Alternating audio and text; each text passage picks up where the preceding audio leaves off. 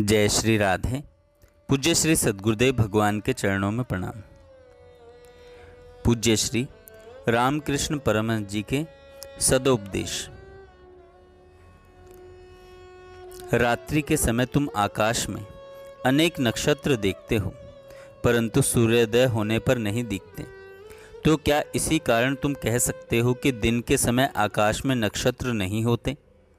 हे मनुष्य, हे मानव, चूंकि तुम अपनी अज्ञान अवस्था में भगवान को देख नहीं पाते, इसी कारण यह न कहो कि भगवान नहीं है। भगवान के असंख्य नाम और अनंत रूप हैं, जिनके माध्यम से उनके निकट पहुंचा जा सकता है। जिस किसी भी नाम और रूप में उनकी पूजा करोगे, उसी के माध्यम से उन्हें प्राप्त कर लोगे। सत्य एक ही है, अंतर है नाम और रूप का। एक ही जलाशय के 3 या 4 घाट हैं, परंतु हिंदू पानी पीते हैं, उसे जल कहते हैं। दूसरे धर्म के उसी को पानी कहते हैं, और अंग्रेज तीसरे पर उसको वाटर कहते हैं। तीनों का तात्पर्य एक ही वस्तु से है। भेद केवल नाम का है। भेद केवल नाम का है।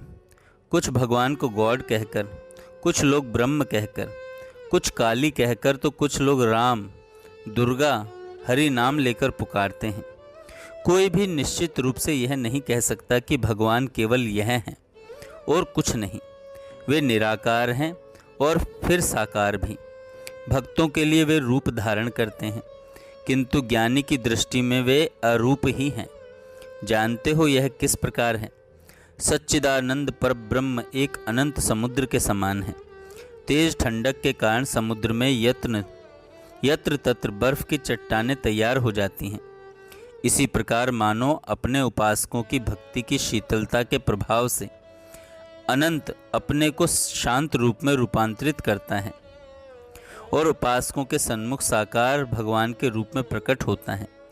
दूसरे शब्दों में, भगवान अपने भक्तों के सन्मुख शरीरधारी व्यक्ति के रूप में प्रकट होते हैं। पुनः जिस प्रकार सूर्योदय होने पर समुद्र के ऊपर की बर्फ पिघल जाती है, उसी प्रकार ज्ञान का उदय होने पर देहधारी भगवान फिर से अनंत एवं निराकार ब्रह्म में लय हो जाते हैं। तब साधक को ऐसा अनुभव नहीं होता कि भगवान एक व्यक्ति हैं, और न तब भगवान के रूप ही दिखाई देते हैं। परंतु यह ध्यान रखो कि साकार एवं निराकार दोनों ही एक सत्य के 2 पक्ष हैं। एक बार एक मनुष्य जंगल में गया। वहाँ उसने एक वृक्ष पर एक सुंदर प्राणी देखा। बाद में उसने उसके विषय में एक मित्र से बताया और कहा, भाई, जंगल में एक वृक्ष पर मैंने एक लाल रंग का प्राणी देखा। मित्र बोला, मैंने भी उसे देखा है। तुम उसे लाल क्यों कहते हो? वह तो हरा है। एक तीसरे व्यक्ति ने कहा, अरे नहीं नहीं, तुम उसे हरा क्यों कहते हो? वह तो पीला है। इसके बाद अन्य लोग उस जंतु को बैंगनी, नीला या काला कहकर वर्णन करने लगे। अब इस रंग की बात को लेकर उनमें झगड़ा होने लगा। अंत में वे उस वृक्ष के पास पहुंचे और उन्होंने एक व्यक्ति को उसके नीचे बैठा देखा। उनके प्रश्नों के उत्तर में उसने कहा, मैं इसी वृक्ष के नीचे रहता हूं और उस जंतु को खूब अच्छी तरह जानता हूं। तुम लोग उसके विषय में जो कुछ कह रहे हो वह सब सत्य है। कभी वह लाल होता है, कभी हरा, पीला, नीला और कभी अन्य रंगों का। वह गिरगिट है। कभी कभी मैं देखता हूँ उसका कोई भी रंग नहीं है। इसी प्रकार जो निरंतर भगवान का चिंतन करता है, वह उनके रूपों और अवस्थाओं को जान सकता है। भगवान के अपने गुण हैं, साथ ही वे निर्गुण भी हैं। केवल वही व्यक्ति जो वृक्ष के नीचे रहता है जानता है कि गिरगिट विभिन्न रंगों में दिखाई दे सकता है और कभी कभी एकदम रंगहीन हो जाता है। दूसरे लोग जो पूरे सत्य को नहीं जानते, परस्पर झगड़ा करते रहते हैं और कष्ट पाते हैं।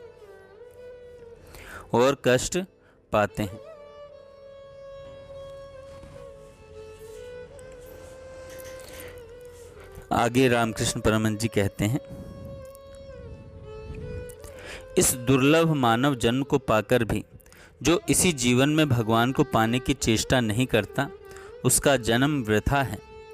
भगवान का नाम रटो, उनका गुणगान करो, सत्संग करो, बीच बीच में भगवान के भक्तों का तथा साधु पुरुषों के दर्शन करो। मनुष्य का मन यदि दिन रात दुनियादारी, सांसारिक कर्तव्यों और दायित्वों में लगा रहे तो वह भगवान का चिंतन नहीं कर सकता। कभी कभी एकांत में जाना और भगवान का चिंतन करना अति आवश्यक है। सत्य और असत्य का विवेक सदा करना चाहिए।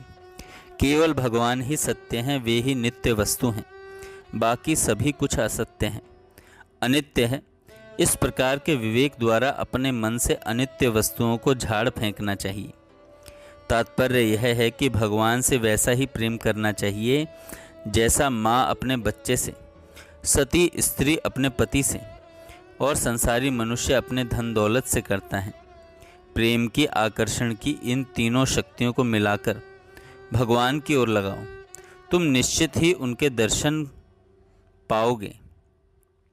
इस दिव्य प्रेम को प्राप्त करने के लिए एकांत में जाना अति आवश्यक है। दूध से मक्खन निकालना हो तो उसे एकांत में रखकर दही जमाना पड़ता है। यदि उसे बहुत अधिक हिलाया डुलाया जाए तो दही नहीं जम पाता। इसके बाद और सब काम छोड़कर एक शांत स्थान में बैठकर दही को मथना पड़ता है, तब कहीं मक्खन निकलता है। इसी प्रकार एकांत में बैठकर भगवान का ध्यान करने से ज्ञान, वैराग्य और भक्ति की प्राप्ति होती है। जब तक लज्जा, घृणा और भय ये तीनों विद्यमान हैं तब तक भगवान के दर्शन नहीं हो सकते। तराजू का भारी पल्ला नीचे की ओर तथा हल्का पल्ला ऊपर की ओर जाता है। इसी प्रकार जो व्यक्ति सांसारिक चिंताओं से भार क्रांत है वह संसार में ही डूब जाता है, और जो व्यक्ति कम चिंता करता है वह भगवान के चरणों में उठ जाता है। भगवान के लिए व्याकुलता किस प्रकार की होनी चाहिए? जब किसी व्यक्ति की नौकरी छूट जाती है और वह नौकरी की खोज में एक दफ्तर से दूसरे दफ्तर भटकता फिरता है, तब उसमें जैसी व्याकुलता होती है वैसी आध्यात्मिक जीवन में व्याकुलता के बिना कुछ भी प्राप्त नहीं होता। साधु संग निरंतर करते रहने से हृदय में भगवान के लिए व्याकुलता उत्पन्न होती है। यह व्याकुलता उस व्यक्ति की मानसिक अवस्था के समान होती है। जिसके परिवार में कोई बीमार हो जाता है उसका मन निरंतर व्याकुल रहता है और वह यही चिंता करता रहता है कि बीमार किस प्रकार अच्छा हो जाए। जो भगवान के लिए व्याकुल होता है वह खाने पीने जैसी तुच्छ बातों पर ध्यान नहीं देता। यदि कोई व्यक्ति सतत 12 वर्ष तक पूर्ण ब्रह्मचर्य पालन करे, उसकी मेधा नाड़ी खुल जाती है, अर्थात उसकी प्रज्ञा शक्ति खुल जाती है। तब उसकी बुद्धि सूक्ष्म से सूक्ष्म विचारों में प्रवेश करने और उन्हें ग्रहण करने में समर्थ हो जाती है। ऐसी ही बुद्धि होने पर मनुष्य भगवान की प्राप्ति कर सकता है। केवल इसी प्रकार के विशुद्ध बुद्धि के द्वारा भगवत प्राप्ति हो सकती है। मुझे इसी जीवन में भगवान को पाना है। हाँ, 3 दिन के भीतर मुझे उनको पाना ही है। नहीं, केवल एक बार उनका नाम लेकर मैं उन्हें निकट खींच लाऊंगा। इस प्रकार के प्रबल प्रेम के द्वारा भक्त भगवान को आकर्षित कर सकता है और शीघ्र प्राप्त कर सकता है। किंतु जिन भक्तों का प्रेम मंद है वे यदि कभी भगवान को पाएंगे भी तो उसमें युग युग लग जाते हैं। जय श्री राधे।